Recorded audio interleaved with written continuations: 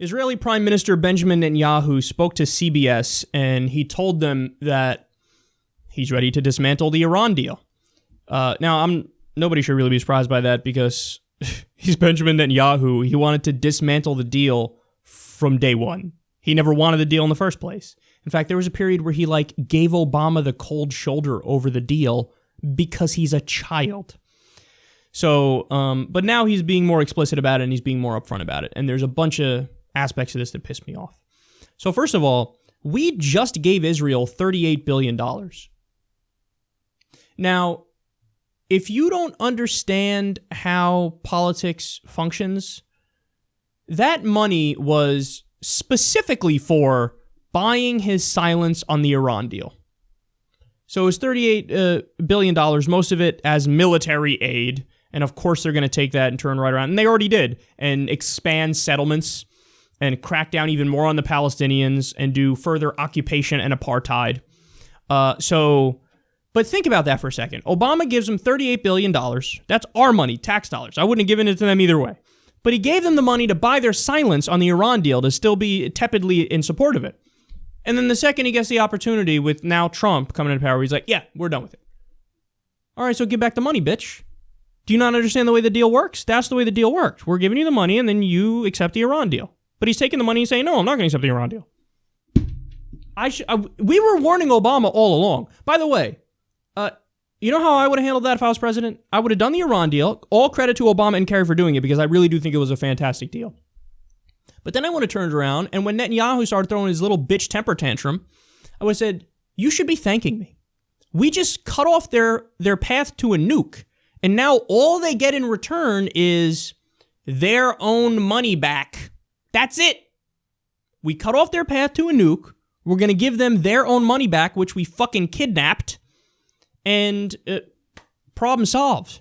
So the IAEA is going to live up their ass, the International Atomic Energy Agency. They're going to regulate them out the wazoo. And you're complaining why? You're complaining, and here's the main point, because Netanyahu ultimately wants war with Iran. And now he's got somebody in America that may facilitate that. Now he has a president who may be fine with that. And I think he's going to push him in that direction. And it's a scary thing because the moderates in Iran were hanging on for dear life.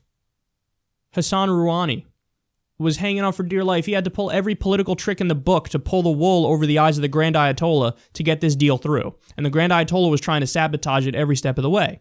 Now it appears like the straw has finally broken the camel's back. Why?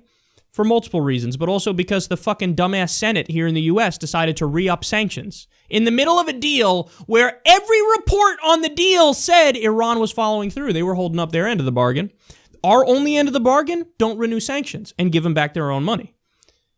They took one of the two things we had to do, and they said, yeah, fuck it, renew the sanctions. And then they had the nerve to turn around and say, it's cool, it's just symbolic. That's even worse. So you're blowing up the deal over a symbolic fuck you. So, of course, that made the Grand Ayatollah do a victory lap and say, I fucking told you can't trust the stupid Americans. I fucking told you. And Hassan Rouhani looks like an idiot because he went out on a limb to do the deal. And then now it's backfiring because we re-upped the sanctions. And now Netanyahu's saying, yeah, fuck the deal too. And then he said, I have 5 alternatives to the Iran deal for Trump. 5 alternatives. The Iran deal, look, that deal is literally everything the U.S. could have hoped for. Guarantee of no nukes, endless regulation, and on top of that, we just give them their money. That's it. That's it. That's it. He's like, I got 5 alternatives. 5 alternatives that are what? More punitive, more hawkish, that Iran would never go for. The guy wants war. I'm saying it like it's like, oh, let me give you my opinion as to what Netanyahu wants. No, there were endless reports that during Obama's time in office, Netanyahu was ready to go. He's ready to launch a war. And people in his cabinet had to talk him out of it. We may be going to war with Iran very soon. Israel might go to war with Iran, drag the United States into it, and Benjamin Netanyahu would play Donald Trump, like the puppet he is. He'd have him dancing on the strings.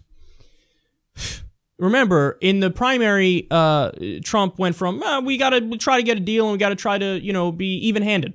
He went from that position to the second people told him, hey, you can't say that in America, bitch. You got to be 100% pro-Israel. All of a sudden, he says he's in favor of Israel expanding settlements. So he's against the Iran deal, in favor of Israel expanding settlements.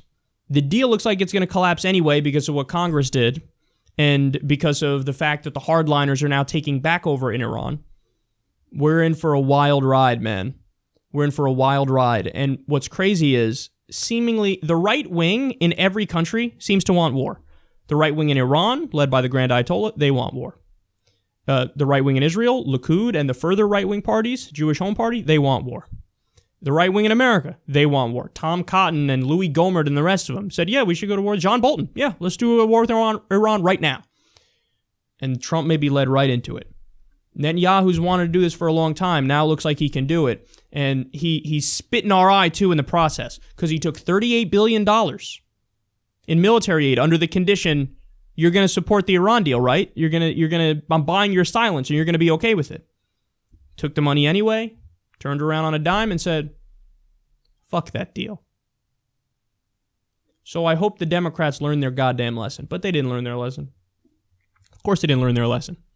At this point, Israel needs tough love, and we need to force them to the table to get a two-state deal, and we need to cut off their aid if they don't, and lift our veto at the UN and give the Palestine a state if they don't. Say, look, it's very simple. I'm going to make it very simple for you.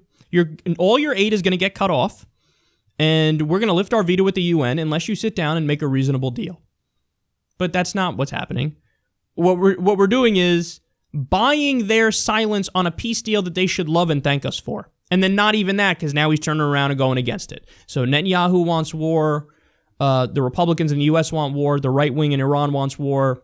And it appears like all the peacemakers, our attempts have collapsed here for various reasons. But the hardline nature of these fools is the number one thing.